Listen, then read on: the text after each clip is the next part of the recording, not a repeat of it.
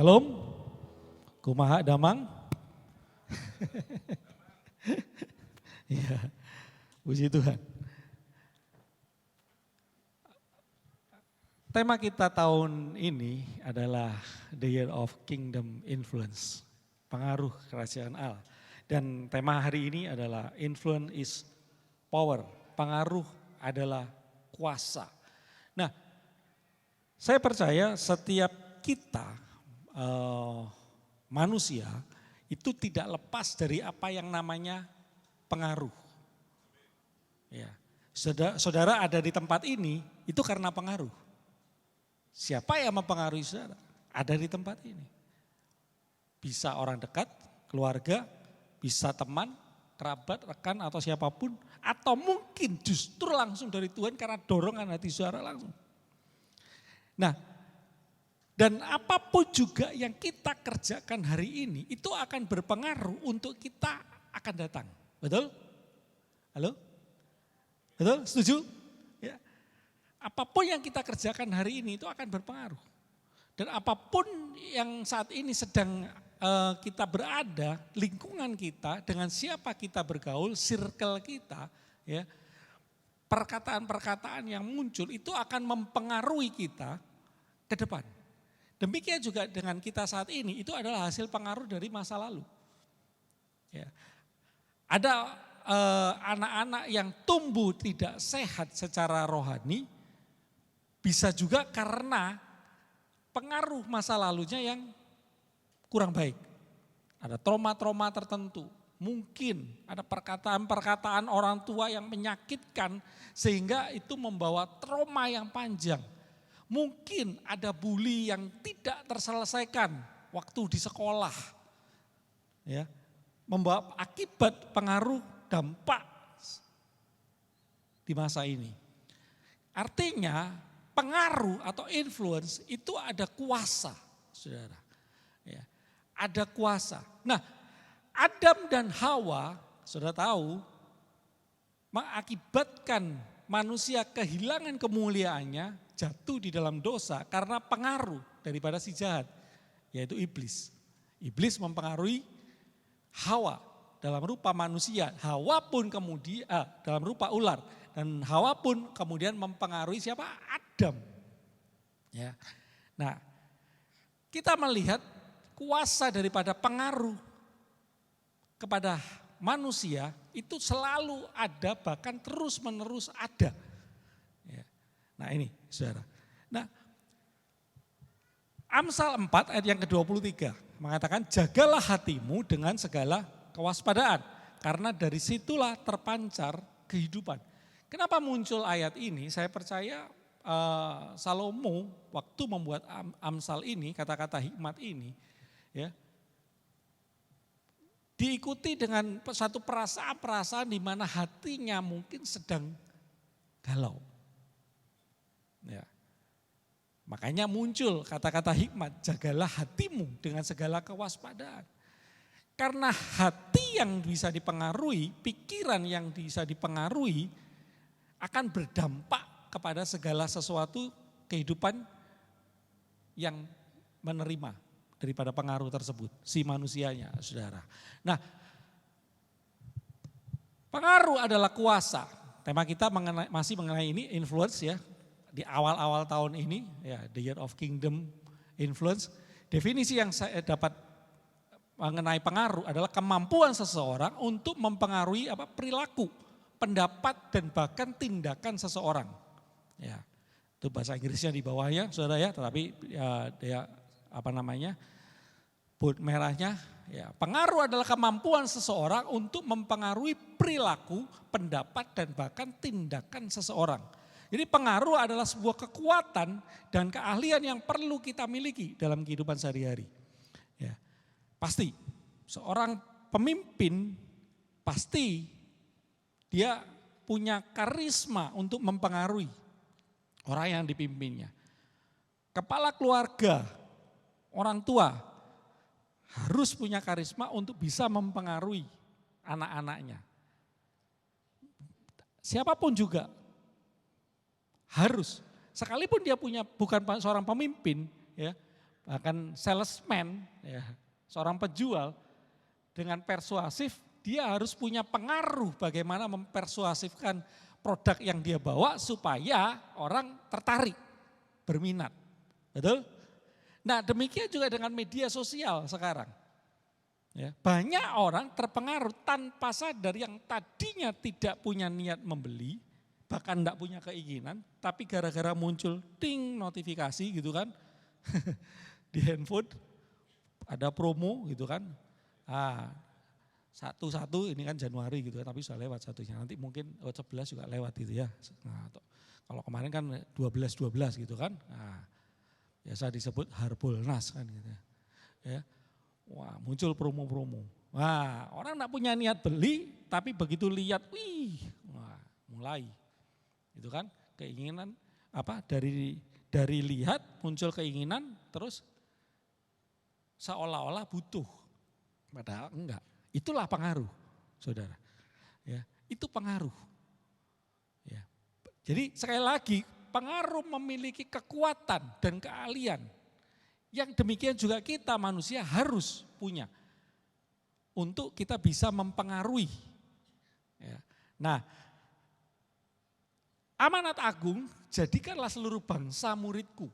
Ya, itu butuh pengaruh. Makanya kenapa ayat selanjutnya mengatakan, aku akan menyertai engkau. Ya kan? Ada otoritas yang diberikan kepada kita untuk mempengaruhi, saudara. Ya. Nah, hidup kita akan berubah total menuju masa depan yang lebih baik dan indah kalau Anda izinkan beberapa orang benar, ya, dengan catatan orang benar mempengaruhi keputusan-keputusan yang Anda buat. Demikian juga dengan sebaliknya, hidup Anda akan berubah ke arah negatif, bahkan jatuh kalau Anda biarkan orang-orang yang salah mempengaruhi keputusan yang ada dalam hidup saudara. Betul? Makanya ada ayat mengatakan pergaulan yang buruk merusak kebiasaan yang baik. Begitu kita biarkan pengaruh dari orang-orang yang tidak benar, ya dampaknya kita bisa cepat, bisa lambat. Saudara. Ya. Apalagi pengaruh itu sudah merasuk di dalam hati dan jiwa seseorang. Mempengaruhi pikiran dan tindakan, ucapan dan segala macamnya. Ya. Nah, pengaruh tidak dipengaruhi oleh kedekatan Anda dengan seseorang cuma secara fisik, tetapi lebih ke siapa yang Anda izinkan masuk ke dalam pikiran Anda. Nah, otomatis pikiran dan hati kita akan menjadi medan pertempuran, tempat pertempuran, saudara. Karena Anda mau pilih yang mana? Karena akan ada outputnya, jadi ada input, ada pengelolaan di dalam, dan ada output. Ya kan? Anda izinkan apa yang Anda terima, izinkan mempengaruhi Anda, kemudian Anda kelola di situ, ya nanti akan muncul outputnya. Outputnya berupa tindakan, ucapan, perilaku apa. Nah itu, apakah negatif atau positif, saudara. Nah, kita tahu kisah ini. Pasti semua tahu, ya. Sekalipun tidak pernah baca Alkitab, rasa-rasanya kok orang semua tahu cerita ini. Samson, gitu kan. Ya. Samson dan Delilah kan ya. Nah, kita baca gitu ya. Semoga kelihatan. Ya, sesudah Simson, ya ini di Hakim-Hakim 16, sesudah itu Simson jatuh cinta kepada seorang perempuan dari lembah Sorek yang namanya Delilah. Lalu datanglah raja-raja kota orang Filistin kepada perempuan itu sambil berkata, cobalah bujuk dia untuk mengetahui karena apakah kekuatannya sedemikian besar. Dan dengan apakah kami mengalahkan dia dan mengikat dia untuk menundukkannya. Maka kami masing-masing akan memberi 1.100 uang perak kepadamu. Nah, ini raja-raja kota Filistin ini mempengaruhi Delilah. Karena dia tahu bagaimana Delilah sedang dekat dengan Simson, ya, atau Samson, saudara. Ya. Nah, kemudian, ini tidak kelihatan, saya bacakan saja. Berkatalah perempuan itu kepadanya, bagaimana mungkin engkau berkata aku cinta kepadamu padahal hatimu tidak tertuju kepadaku. Sekarang telah 3 kali engkau mempermainkan aku dan tidak mau menceritakan kepadaku.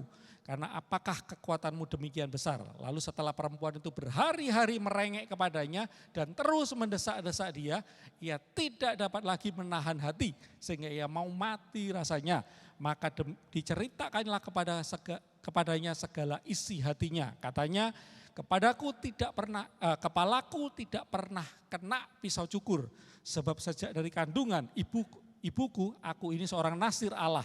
Jika kepalaku dicukur, maka kekuatanku akan lenyap daripadaku. Dan aku akan menjadi lemah dan sama seperti orang-orang lain.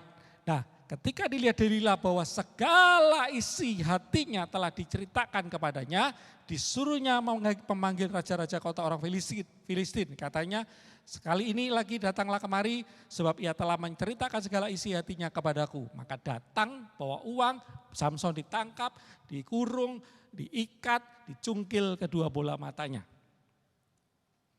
Saudara, sedemikian besarnya pengaruh Delila dan Samson yang sedang jatuh cinta dan sedang klepek-klepek gitu. Tidak bisa tidak, saudara. Dengan rayuan Delila, akhirnya membuka dirinya, membuka hatinya, menceritakan semuanya. Ini kekuatan pengaruh. Nah, kepada siapa Samson yang seorang nasir Allah, yang dia tahu kekuatan yang diberikan oleh Allah, ternyata sama dengan dia menggadaikan kekuatan Allah itu hanya demi cintanya kepada seseorang. Banyak orang kehilangan iman hanya gara-gara ngelihat yang tampan atau yang cantik walaupun tidak seiman. Saudara. Banyak orang menghilangkan integritasnya hanya gara-gara lihat uang. Banyak orang kehilangan integritasnya gara-gara lihat kekuasaan yang ditawarkan. Nah, posisi kita masih jelas ada di mana. Posisi kita harus clear. Sebelum kita mempengaruhi seseorang, tentu kita sendiri harus punya standar. Kita harus ada pada posisi siapa yang sedang ada di dalam diri kita. Yang sedang mempengaruhi hidup kita. Betul? Halo? Ini, saudara. Harus clear terlebih dahulu. Nah, Samson memberikan kuasa kepada Delila atas hati dan hidupnya. Ia tidak tahu bahwa pengaruh adalah kuasa, influence is power. Samson mungkin menyangka bahwa dirinya kuat, tidak akan jatuh dalam pencobaan. Sama seperti anak-anak Tuhan yang suka berpikir seperti ini, tetapi pada akhirnya mereka jatuh. Ya. Nah, pada siapa kita memberikan kuasa untuk mempengaruhi hidup kita, ini penting untuk menegaskan posisi kita. Ingat bahwa power is for service, kekuatan harus digunakan penuh dengan tanggung jawab untuk melayani orang lain. Bukan untuk kepentingan diri kita. Begitu kita punya kuasa hanya untuk diri kita, maka yang muncul adalah ego. Yang muncul adalah bagaimana untuk menyenangkan diri kita sendiri. Makanya gampanglah orang yang sudah berada di atas jatuh. Nah ini saudara. Ya. Nah, pada siapa kita memberikan kuasa, ini poin yang pertama. Harus jelas, siapa yang Anda izinkan untuk bertakhta dan menguasai hidup saudara, hati saudara, hati kita. Saya pilih Yesus. Saya percaya saudara pilih Yesus. Amin. Ya, Yesus penting ada di dalam diri saudara, hati saudara, bertakhta dalam saudara. Makanya Yesus di dalammu, aku dalammu. Bukan cuma sekedar pujian, saudara. Ya. Tapi betul-betul siapa yang ada di diri kita? Yesus atau yang lain? Tuhan atau hantu? Kan gitu. Kalau kita pilih hantu, wah kemana-mana kita. Saudara, ya, cari kekayaan bukan ke Tuhan, carinya ke tempat-tempat yang tersembunyi kan gitu. Makin singgit katanya makin ini gitu. Ya kan? Siapa yang diberi kita? Kalau kita tahu Yesus yang berada dalam diri kita tahu, kita cari jodoh kita yang sama-sama sefrekuensi, ada Tuhan juga di dalam dirinya. Halo? Amin? Ini tegang atau apa ini saudara ya? Atau karena jamnya jam lagi nunggu. Ya, tenang saudara ya. Siapa dalam diri kita, itu akan mempengaruhi. Ya saya cerita sedikit-sedikit lah biar saudara tidak tegang. Saya kenal istri saya, ya sama-sama waktu melayani saudara. Tapi beberapa kali saya juga kenal orang-orang yang melayani. Ya. Tapi saya melihat sesuatu yang berbeda dengan istri saya. Ya. Saya lihat betul-betul siapa yang ada dalam dirinya. Dia nggak pernah ngegosipin. Ya kan namanya berteman pasti kita bisa merasakan, bisa tahu gitu kan. Dia nggak pernah ngomongin orang, dia selalu tahu bagaimana dia menempatkan diri, saudara. Ya kan? Lama-lama kan pasti saya jatuh cinta. Halo? Masih juga tegang, saudara. Ya. Kan lama-lama, oh ya, wah ini kayaknya cocok ini. Anak Tuhan, singer kan gitu ya kan. Wah ini yang singer-singer, yang masih jomblo, nah, tenang. Kalau sudah ada mata yang sudah sama-sama ada Yesus dalam dirinya pasti ini. Sampai mana tadi? Waktu saya lihat, oh baik. Tapi waktu saya kenalan, kami beda banyak hal, saudara. Ya saya ngomong saja lah, saya beda suku, ya backgroundnya juga ada hal yang ya beda, ya. Waduh, gimana ini Tuhan? Ya lanjut enggak, gitu kan? Waduh, kalau saya lanjut orang tua oke enggak ini, ya kan? Karena ada perbedaan, gitu. Saudara. Wah, oke enggak ini? Ya, udahlah. Saya maju. Saya ngomong, ya. Saya percaya kalau ini Tuhan, dia juga ada Tuhan di dirinya, pasti jadi.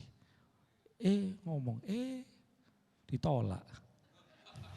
Saudara ngomong mikirnya kan, aduh, ditolak saudara. Kenapa? Karena dia sudah punya pacar.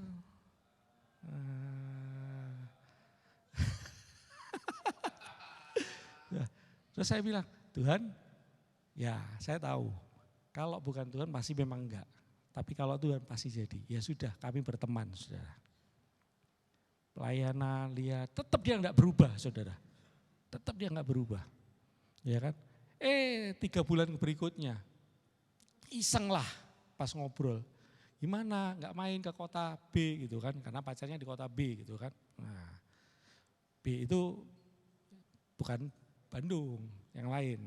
Ya, kalau sekarang saya di Bandung kan, dulu saya di Surabaya. Ya. Macam-macam pokoknya ya, Banjar, Bali, apa semua. Ya. Oh itu pulau ya, Pulau B ada. Kan banyak, Bangka, mana, biar tambah bingung saudara. Ya, pokoknya saya nanya, gimana? Oh enggak, sudah enggak lagi.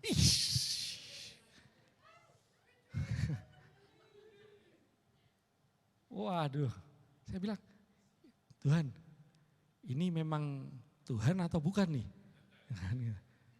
Ya, saya diam dulu nih, saudara, tunggu waktu.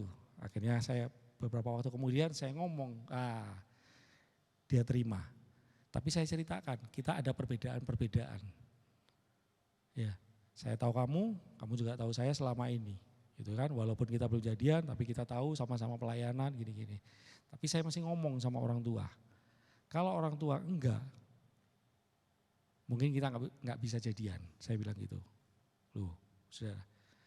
Kekuatan pengaruh orang tua mempengaruhi saya. Untuk saya memilih jodoh harus bagaimana. Ini orang tua.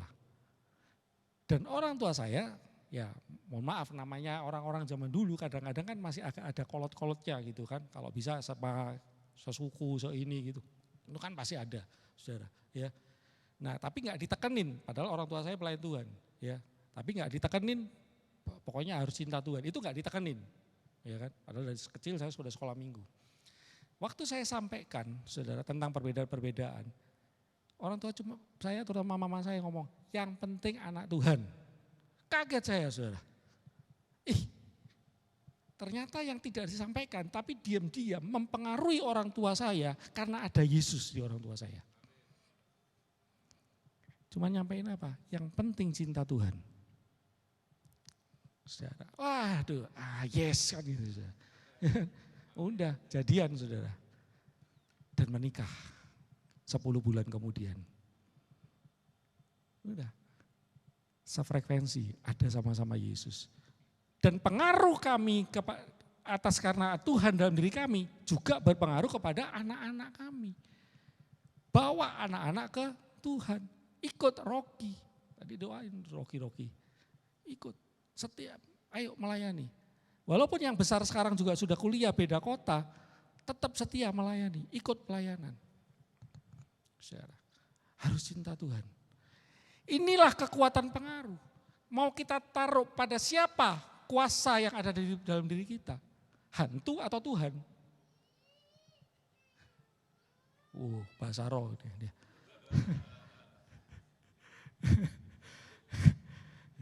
Pada siapa?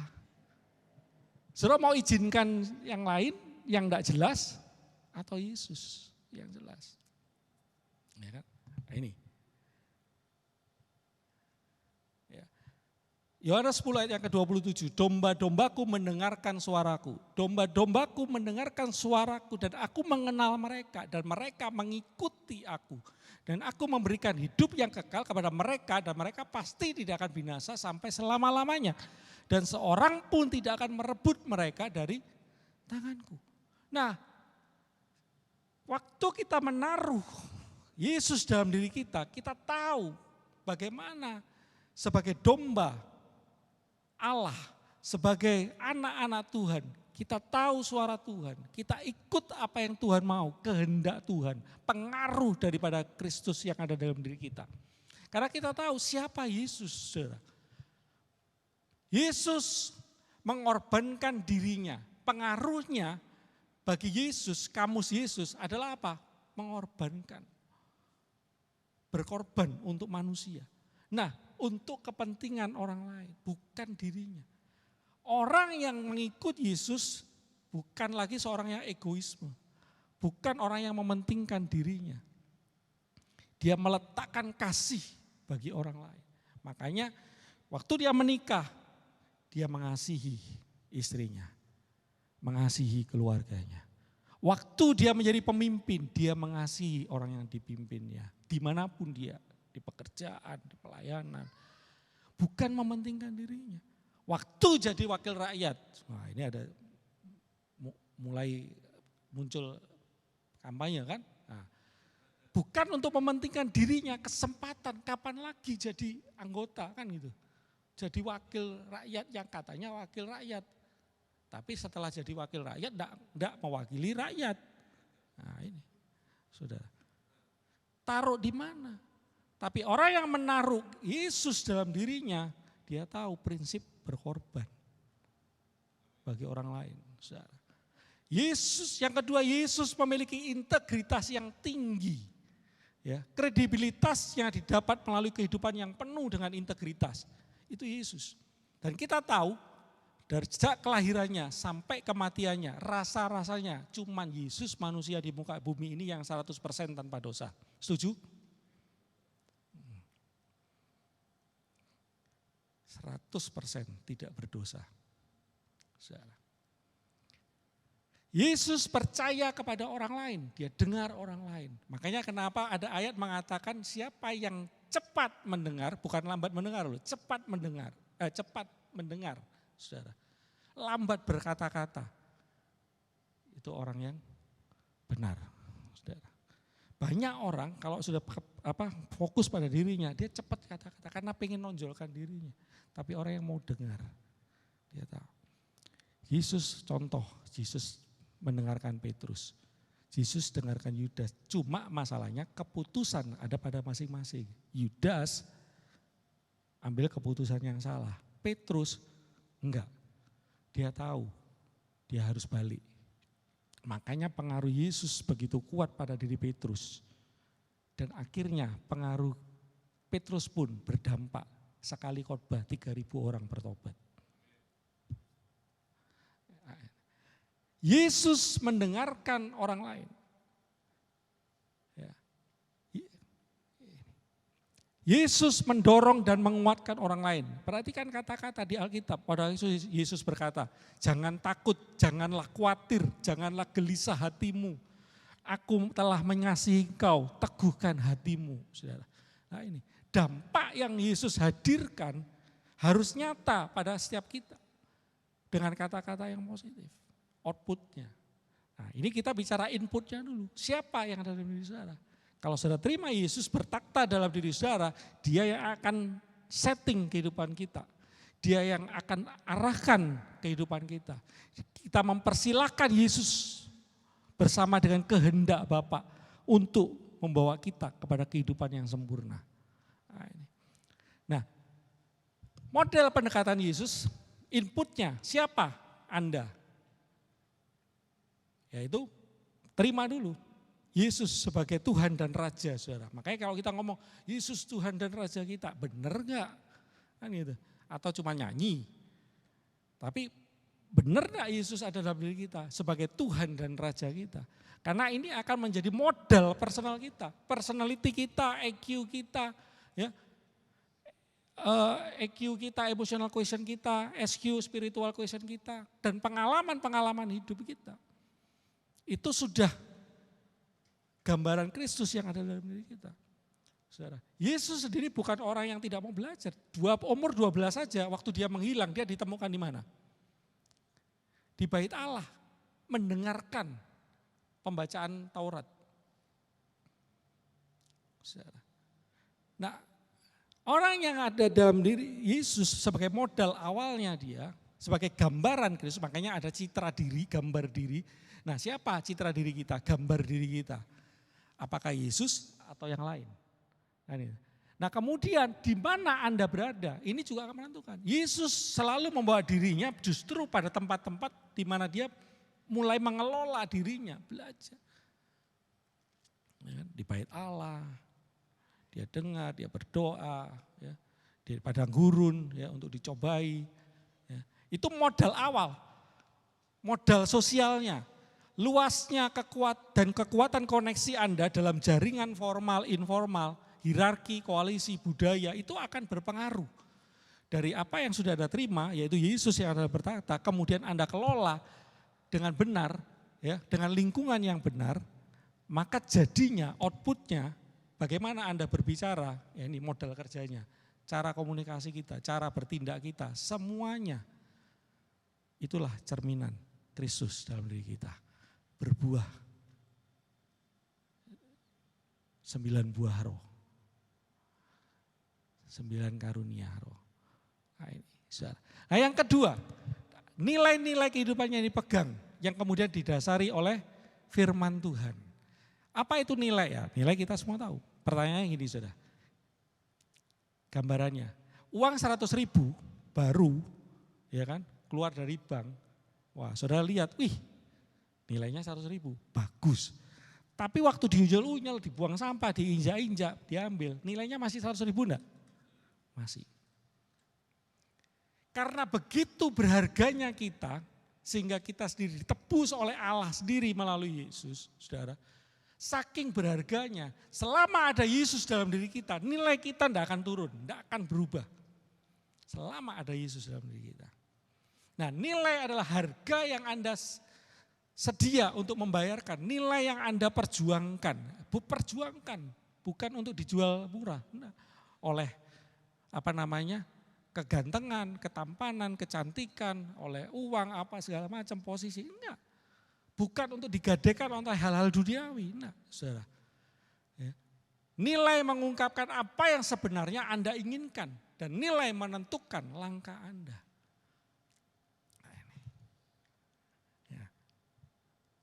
Jadi Amsal 22 ayat 6. Didiklah orang muda menurut jalan yang patut baginya, maka pada masa tuanya pun ia tidak menyimpang dari jalan itu. Nah ini, kenapa dididik sejak muda? Ya, supaya masa tuanya tidak menyimpang. Karena ini berkaitan nih, siapa kita akan datang, itu adalah kita saat ini. Ya. Tapi apakah ada terlambat kalau kita salah atau berbuat dosa? Enggak. Tuhan masa lalu terbuka. Yang penting adalah izinkan Tuhan bertata dalam diri kita dan kita hidup dengan nilai yang benar. Kalau kita rock representatif, kita hidup kingdom punya nilai-nilai kerajaan. Kenapa nilai-nilai kerajaan? Bukan karena kita jemaat rock, bukan. Tapi karena Yesus sendiri datang ke dunia berkali-kali dia ngomong, aku datang untuk membawa kerajaan Allah. Kan emas perak tidak ada pada Yesus. Aku tidak datang untuk membawa kekayaan. Nah, tetapi aku datang untuk membawa kerajaan Allah. Nah, nilai inilah yang ada pada diri kita. Kingdom value, representative of Christ kingdom. Nah, kita masih jaga area kita. Kita masih jaga posisi kita. Enggak ada yang namanya 1 duta ya, sembarangan, betul enggak? Ya toh? Kalau sembarangan, waduh pecat dia sama presiden. Enggak ada. Sama raja. Dia harus jaga betul. Ya. Warga kerajaan yang diutus oleh raja atau ratunya pun dia benar-benar merepresentasikan kerajaan. Nah ini nilai-nilainya yang harus dijaga. Ya. Nah setiap keputusan adalah pertimbangan nilai. Ini. Jadi apa adalah pertimbangan nilai. Jadi keputusan kita itu semuanya dihasilkan karena pertimbangan-pertimbangan nilai yang ada dalam diri kita. Nilai kita bagaimana. Ada kesempatan-kesempatan dalam hidup kita akan membawa kita kepada ke arah yang baik atau tidak. Itu dengan modal awal yang dalam diri kita. Yesus dan nilai-nilai yang ada dalam diri kita. Kebenaran-kebenaran kerajaan yang ada dalam diri kita. Nah itulah outputnya nanti keputusannya apa saudara. Nah ini yang terakhir hidup yang berdampak. Ya, Amsal 50 ayat 15 dan 16. Si lintah mempunyai 2 anak perempuan untukku dan untukku saudara. Ya, ini ego. Dan 3 hal yang tidak akan kenyang. Ada 4 hal yang tidak pernah berkata cukup. 4 hal yang tidak pernah berkata cukup. 1, dunia orang mati. Dan rahim yang mandul, dan bumi yang tidak pernah puas dengan air, dan api yang tidak pernah berkata cukup. Ya, nah kita loncat dulu saudara ya, penjelasannya di sini. Apa 4 hal ini? Ya, ini simbol saudara. Yang pertama tadi dikatakan dunia orang mati, itu bicara kepuasan hidup. Makanya kenapa disebut tidak pernah 4 hal yang tidak pernah cukup. Ya. Kepuasan hidup, enggak ada ceritanya manusia itu selalu puas. Makanya ada ayat berkata apa? Cukupkan dirimu. Kalau manusia cepat puas, enggak ada itu ayat. Saya yakin. Ayat itu ada karena Tuhan tahu manusia enggak pernah cukup. Ya. Nah, yang kedua, simbol yang kedua, rahim yang mandul. Itu apa? Karena jika tidak ada akan ada iri hati. Saudara, ini orang-orang ya kadang-kadang ada banyak orang yang senang lihat orang susah, susah lihat orang senang. Gitu kan. Saya kemarin lihat IG-nya kok King gitu kan. Wah, jalan-jalan ke Jepang, senang saya. Wah, tapi kalau saya lihat IG-nya kok King, gitu. Iri hati. Nggak ngajak-ngajak. Ya, lihat aja nanti saya pergi sendiri. Awas nanti ya, saya pasang saya kemana gitu kan. Nah, ini. Kalau sudah kayak gitu, sebaiknya jangan sering-sering buka IG. Beresin dulu hatinya. Siapa yang mau dia taruh di dalam dirinya. Betul enggak? Kalau buka FB, Facebook gitu kan ya, buka IG, Instagram, dikit-dikit cemburu, iri hati. Wah udah. Sakit hati kita, jiwa kita. Sakitnya tuh di sini. Loh kok diaminkan?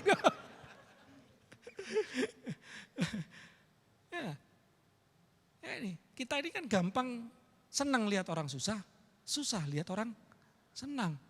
Nanti kalau ada yang lagi susah curhat gitu kan, lagi ada masalah ini. Padahal nggak tahu ceritanya terus ngomong, itu loh curhat di Facebook. Atau jangan-jangan apa itu? Gini-gini, cerita, sudah. Udah. Saudara. Senang lihat orang susah. Padahal nggak tahu apa-apa. Nah ini, saudara. Itu simbol yang kedua, rahim yang mandul. Yang ketiga, bumi yang tidak pernah puas, bicara tentang produktivitas. Ya. Kita seringkali banyak enggak mau cepat puas, kenapa? Ya orang kerja, ya belum sudah bicara, enggak cukup gajinya, gini, pelayanan aku dapat apa? Nah, egonya lagi saudara, males ayo meeting, gitu kan, pelayanan, ayo panitia Natal meeting, susahnya, ya. Wah, tapi giliran pas sudah acara Natal, foto nomor 1.